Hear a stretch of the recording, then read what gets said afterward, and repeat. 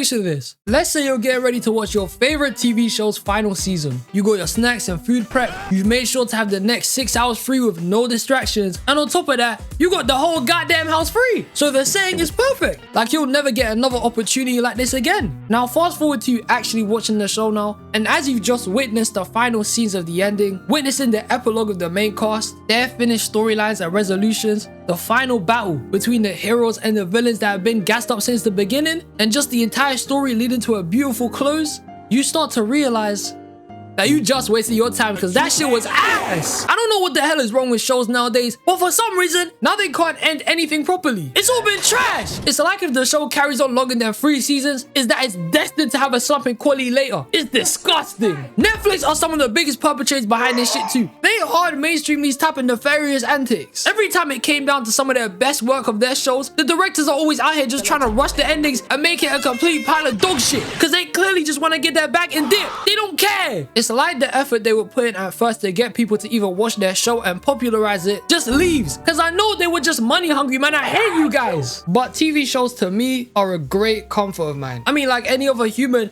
I love sitting my fat ass down and binging shows. It's amazing. It's one of humanity's greatest pastimes. But lately, the endings of most shows nowadays are just abysmal, bro. You can tell they put in way less effort for this than they did in their earlier work. It's not that hard to see. That's how trash the endings are. And simply today, ladies and gentlemen, I'm just gonna hate and bring up the worst TV show endings and seasons I've ever seen in my life. Because I swear to God, if I don't crash right now, I'ma smash the whole thing now. They gonna be raging. And we're starting off strong with Stranger Things Season 5.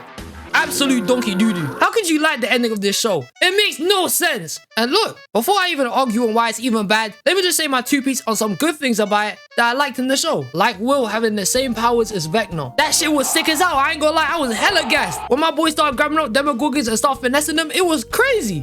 And that's all the good things I have to say about it, because the rest of it is terrible. First off, the majority of the season doesn't even matter in the first place. Why was it even 8 episodes for? You might as well have made the entire thing a movie. Because half of the whole season was pretty much them just explaining shit and going over the plans 24/7. Not that I'm against them explaining for the plot. We need it. But it's the way certain scenes were setting up future events that never happened that really should have happened. For example, the writers of this season are the biggest pussies I've ever seen in my life. They were so scared to kill anyone that there were no real stakes in the show whatsoever. I love Steve. I think he's one of the best in the cast. But he should have died, man. Let's cut the shit. The second him and Dustin became cool again, I knew at that time he definitely was gonna die some point in the future. Like, there's no way these two had that deep of a conversation with one another. Even saying the phrase, if you die, I die, just for the finale to come along like 2 weeks later, and we get the biggest pump fake I've ever seen in my life. Steve was about to fall. He's dangling off the tower. Then he lost his grip, and as soon as the screen literally cut to black,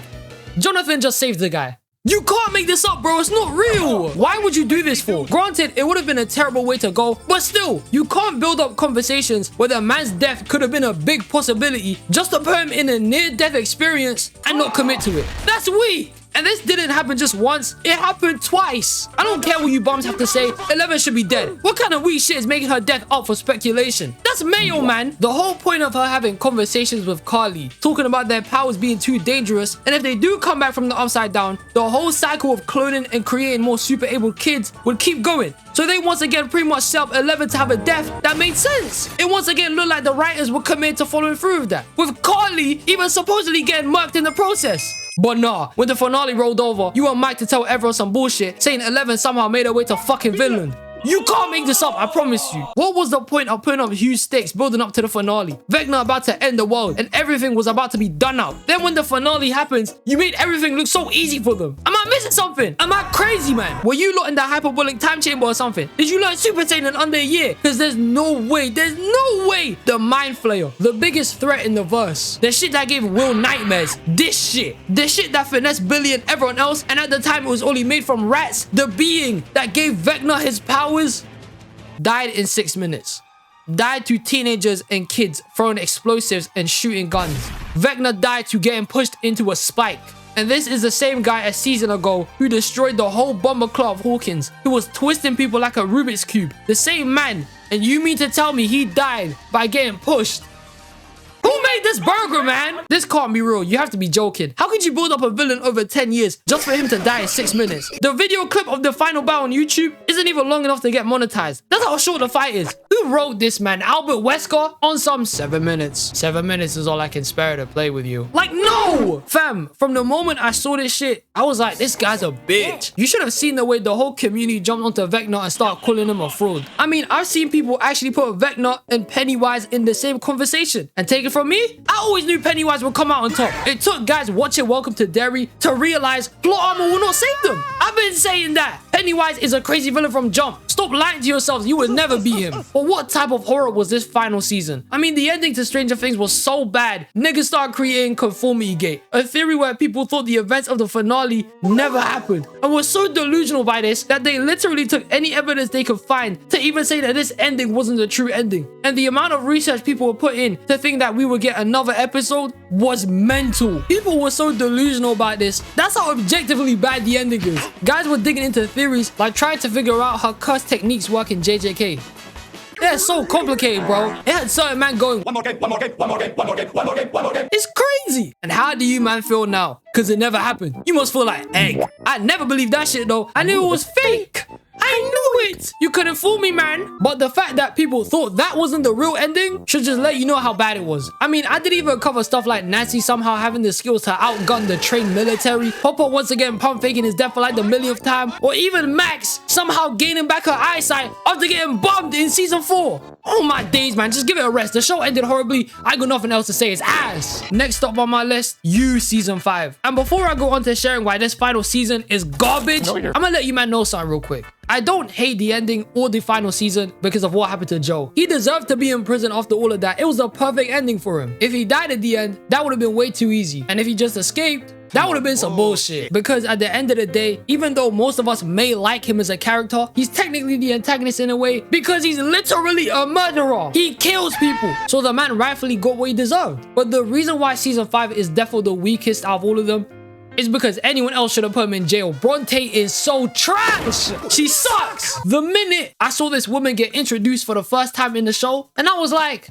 whose mans is this? Go home! Why make Bronte the sole individual who gets Joe in jail? What has she suffered from the guy specifically that made them think she'd be perfect for it? She has no history with the guy. She literally only had one scene with Beck as a flashback. And besides that, she couldn't possibly know who Joe is. What the hell are we talking about here? I wouldn't complain if it was anyone else in Joe's past who's trying to take him down. Because at least they would have a connection and some history with him. Since they most likely would have been a victim by him. Like Kate and Nadia. Even Marianne, who came back in season 5 after we thought she died in season 4. But Bronte literally doesn't even know who my man is like that. And on top of that, why did it take her so long to already get Joe taken out? Because if she was suspicious of the guy from the get-go, then why take flipping years just to finally get the guy thrown in prison? She could have done this from the moment he killed one of her homies and got arrested. But she protected him and told the feds it was self-defense. How does that make any sense? This is some bullshit, bro. You seriously can't tell me Joe's game is that good that someone can forget he's a murderer. That has to be a lie, bro, especially when it was done right in front of you. It's stupid. Season 5 of You isn't as strong as the other 4 seasons, solely because it's the same rinse and repeat stupid shit from season 1. It makes him look stupid cuz once again, Joe's lost, going thinking like one idiot. It gets him in trouble. And bear in mind, at the start of the season, he had the perfect life. Kate bailed him out of his crazy shenanigans in London. He's married to her and she's a very successful businesswoman, and he was getting famous just by being with her. He got his son back and he was raising him with her, and everything was just patterned for Joe. His life couldn't be any better by this point. The guy was rich as hell. But apparently, this guy's an idiot, because even with this huge second chance he got, he still has an insatiable psychopath mindset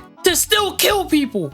Give it a rest, man. And throughout the season, he tries to justify his killings by saying it's for his people, or that he's doing it for his family. With the first one he does being killing Kate's uncle, since he would have baited out something about Kate that could have cost her career. And also, Kate asked him to do it, so it's not like he did it for no reason. And also, quick side note, season 5 left me feeling weird about Kate. Like, sure, she may have had a whole redemption arc in actually accepting that she's really just a bad person, tried to fix some of her own mistakes she made, and on top of that, she held Joe accountable.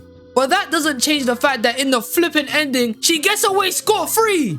How? And you want to know some crimes Kate's done? I don't know.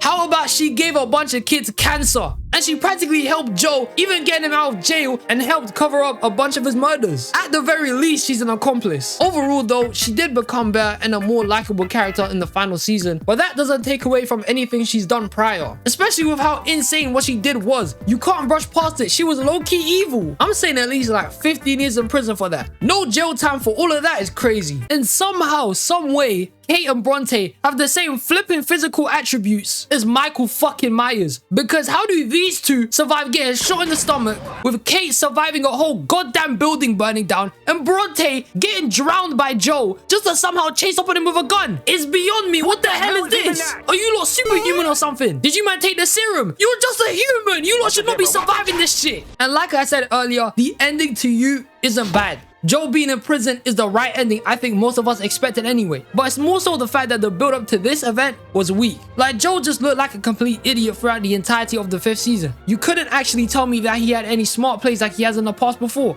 You'd be lying. He literally threw his whole life away for Bronte. He was definitely a millionaire and threw it all away for Bronte, who has no significance besides going to the same university as Beck in one flashback, and her meeting a bunch of strangers online who wanted to get at Joe. Shit, man. The guy Joe killed here had more of a reason to go after him. He was the son of the therapist he set up in the 1st season. He has more of a motive. I will admit though, I did really like the final episode of the season, in where instead of seeing it from Joe's perspective, you would look at it from Bronte's. And that shit was terrifying, man. Look at the way Joe starts running toward the crib like a madman. He's a psycho. And think about it. This is how it actually always looked to near enough any of his victims. And I thought this was an amazing way to portray that, to make the viewers see it like this. It was a good touch here.